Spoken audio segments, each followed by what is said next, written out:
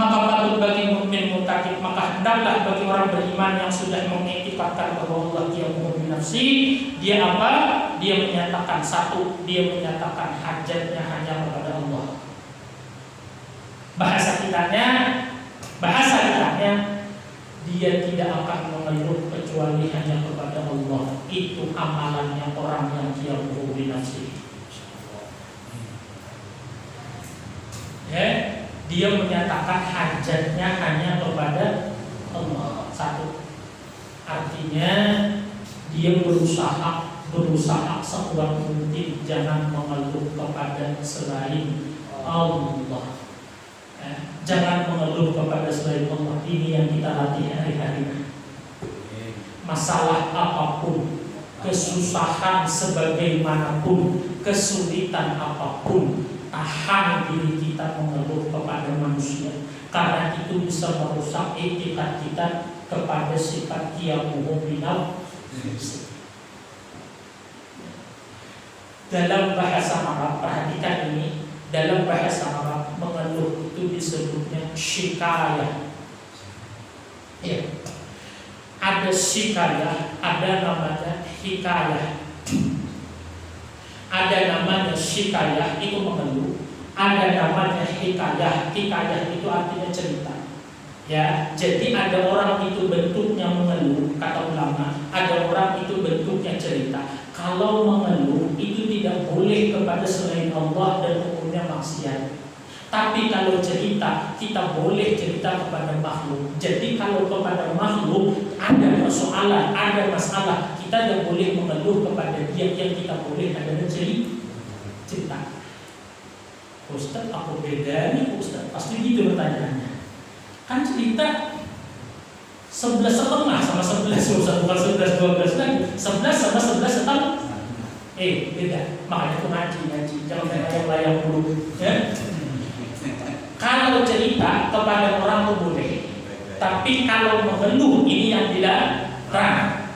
Apa bedanya bahasa agama yang mengeluh itu syikayah, kalau cerita itu hikayah. Kalau mengeluh kepada Allah, jangan kepada selain Allah karena hukumnya dosa. Bercerita kepada Allah boleh, kepada manusia boleh. Nah, di mana perbedaannya? Satu, cerita itu kalau ditanya baru kita sebutkan, kita jelaskan, itu namanya cerita. Orang tanya, Pak DKM, kok kayaknya lesu banget, kenapa? Kenapa jadi gini? Kata Ustaz gak boleh ngeluh. Yang gak enaknya itu kata Ustaznya ini lah. Padahal kita ketika jawab itu gak mengeluh, itu namanya iya, dan itu boleh. Datang ke dokter, Pak, Bapak sakit apa? Coba ceritakan. Kata dokter, Bapak sakit apa? Pak, Bapak datang ke sini mau berobat. Sakit Bapak apa? Pulang. Dan kata dokter bisa stres, ya? Ketika ditanya maka cerita. Itu namanya cerita, bukan mengeluh. Itu bedanya. Kalau mengeluh ini kadang-kadang nggak ditanya itu terus sendiri.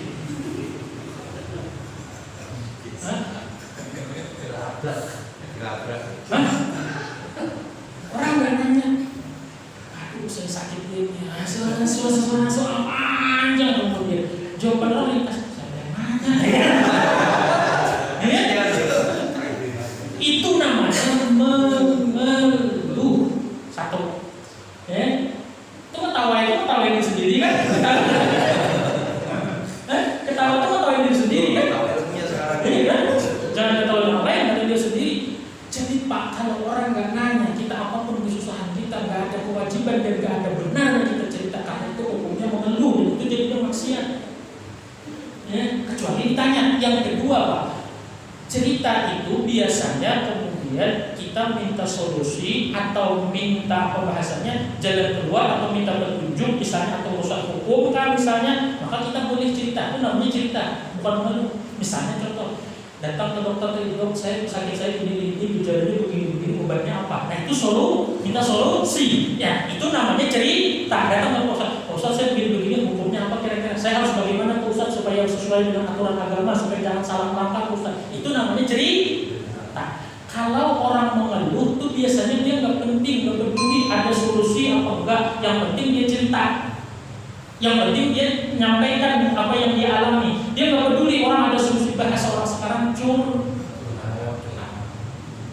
Kalau cerita kita pengen dapat solusi. Kalau mengeluh itu nggak peduli dapat solusi, dan dia memang niatnya bukan solusi, cuma pengen meluapkan apa yang dia rasakan, itu mengeluh. Dan yang ketiga, curhat. Cerita itu biasanya habis kita menyampaikan, kita nggak plong, perasaan kita nggak berkurang beban kita. Tapi kalau curhat itu biasanya habis cerita itu beban kita rasa lega, itu berarti kita sudah mengeluh, bukan sedang cerita. Bisa nggak beda? 3 bedanya orang cerita sama mengeluh. 1, kalau orang cerita itu ditanya. Yang kedua, orang mengeluh itu biasanya mau ditanya mau enggak, bukan dia cerita. Yang kedua, orang cerita itu biasanya yang dia cari solusi. Kalau orang mengeluh dia nggak peduli ada solusi apa enggak, bukan dia pengen cerita aja. Yang ketiga, orang cerita itu adalah setelah cerita biasanya bebannya tetap aja, cuma dia pengen dapat solusi aja. Tapi kalau orang mengeluh itu habis dia luapkan semuanya, dia plong. Itu namanya mengeluh. Pertanyaan saya, banyak yang mengeluh apa cerita kita orang?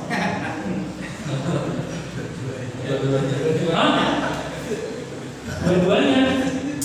Banyak kan mengeluh. Pak, mengeluh kepada manusia hukumnya maksiat, tapi mengeluh kepada Allah jatuhnya jadi doa. Ya Allah, pengen duit. Doa. Ya Allah, saya susah banget semenjak Covid ini, ya Allah. Itu kalau ke manusia kemudian maksiat itu dosa, tapi kalau kepada Allah itu jadinya doa. Maka orang mengeluh kayak apapun kepada Allah itu semua jadi pahala. Ya. Sepakat ulama mengeluh kepada Allah itu hukumnya menjadi doa. Cuma kenapa otak kita yang keblinger ini kok malah senang mengeluh kepada manusia daripada mengeluh kepada Allah?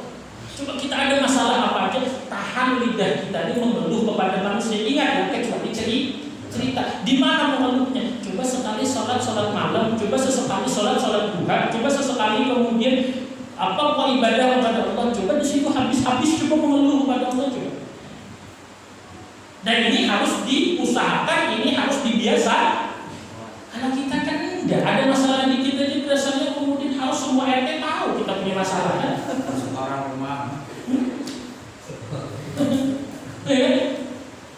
Kita nggak puas cerita ke istri, nggak puas cerita ke tetangga, kita tulis di status WA. Iya kan? Iya. Biar dia dibantu. Sudah 2 kali nggak tawain sendiri nih.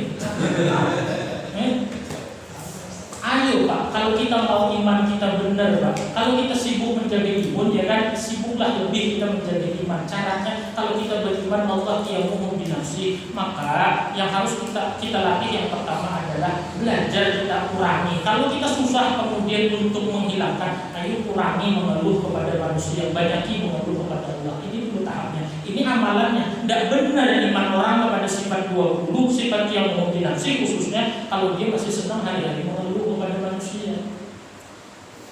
Jelas? Paham? Dicoba. Masya Allah.